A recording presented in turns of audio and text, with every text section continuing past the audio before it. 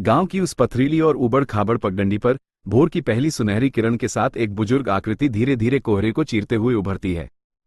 उनके कांपते हुए लेकिन दृढ़ हाथ में एक पुरानी लकड़ी की लाठी है, जो जमीन पर पड़ते ही एक गूंज पैदा करती है। उनकी आंखों में उगते हुए सूर्य की वह दिव्य चमक है, जो केवल एक नए दिन का आगाज नहीं, बल्कि आत्मनिर्भर बनो के उस अटूट संकल्प का प्रतीक है जिसे उन्होंने अपने जीवन के अंतिम पड़ाव में अपनाया है। जहां इस उम्र में लोग अक्सर अपनों के कंधों का सहारा ढूंढते हैं और अपनों की बाट जोहते हैं, वे अपनी खोई हुई स्वतंत्रता और स्वाभिमान की एक नई तलाश में निकल पड़े हैं। इसी आत्म खोज के सफर में गांव के छोर पर स्थित एक विशाल प्राचीन बरगद के नीचे बैठे शांत और ओजस्वी गुरु उन्हें जीवन का वह परम सत्य समझाते हैं जो किसी शास्त्र या किताब में नहीं मिलता। सफेद मखमली वस्त्रों में लिपटे गुरु की वाणी में वह वजन है जो उनके अंतर्मन की परतों को झकझोर देता है कि इस नश्वर और स्वार्थी संसार में मनुष्य का सच्चा मित्र, मार्गदर्शक और सारथी केवल उसका अपना आत्मविश्वास और आत्मबल ही होता है। गांव के एक पुश्तैनी और विशाल घर के भीतर का परिदृश्य कुछ और ही सामाजिक ताने बाने की कहानी बयां कर रहा था। वहां वे एक सम्मानित बुजुर्ग मुखिया के रूप में अपनी नक्काशीदार भारी लकड़ी की कुर्सी पर किसी राजा की भांति शान से बैठे थे। उनके चारों ओर उनके बेटे और बहुएं पूरी श्रद्धा और अनुशासन के साथ खड़े थे, जो बाहर से देखने पर एक आदर्श परिवार का आभास देता था। ये दृश्य परिवार की अटूट एकता और बुजुर्ग पर उनकी निर्भरता, या शायद बुजुर्ग की परिवार पर निर्भरता, का एक अत्यंत सुंदर पर भीतर से बेहद जटिल और नाजुक चित्रण था। लेकिन इसी वैभव के बीच एक शहर से आए डॉक्टर की अचानक और गंभीर चेतावनी ने घर की खुशियों पर जैसे काला ग्रहण लगा दिया। घर के भीतर की मध्यम और पीली रोशनी में जब डॉक्टर उनकी धुंधली पड़ती आंखों के ऑपरेशन की अनिवार्यता और उसके जोखिमों को समझा रहे थे, तब मुखिया के चेहरे पर अपनी घटती शारीरिक शक्ति और ढलती काया को लेकर एक अनजाना डर, बेबसी और गहरी चिंता साफ पड़ी जा सकती थी। उस समय पूरा परिवार मौन था और उस भारी सन्नाटे में प्यार के बजाय एक अजीब सी असुरक्षा और भविष्य का भय छिपा था। तभी नियति ने करवट ली और एक काली, खौफनाक रात ने सब कुछ तहस नहस कर दिया।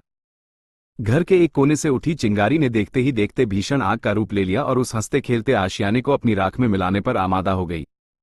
लाल नारंगी लपटें चीखती हुई आसमान को छू रही थी और परिवार के वही सदस्य, जो कभी साए की तरह साथ रहते थे, अपनी जान बचाने की आपाधापी में बदहवास होकर बाहर की ओर भाग निकले।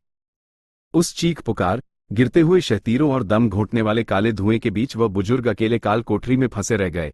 वह पारिवारिक निर्भरता और रिश्तों का वह ताना बाना जो कभी उनका सबसे बड़ा गर्व था, आज उनके लिए मौत की लाचारी बन गया था। जब उम्मीद खत्म हो चली थी, तभी एक निडर और साधारण से पड़ोसी ने अपनी जान की परवाह किए बिना आग के उस दहकते दरिया को चीरा और उस घायल, अजले बुजुर्ग को अपने मजबूत कंधों पर उठाकर मौत के जबड़े से बाहर निकाला। अस्पताल के सफेद, ठंडे बिस्तर पर पट्टियों में लिपटे हुए जब उन्होंने खिड़की से छनकर आती सुबह की ठंडी रोशनी को देखा, तो उनकी आंखों में शारीरिक जलन से कहीं ज्यादा अपनों के व्यवहार का गहरा पश्चाताप और हृदय की पीड़ा थी। उन्होंने उस एकांत में कड़वे सच के रूप में यह आत्मसात किया कि दुनिया की इस भारी भीड़ में रहने के बावजूद इंसान अपनी अंतिम लड़ाई में बिल्कुल अकेला होता है और उसकी अपनी ताकत ही उसका वास्तविक कवच है।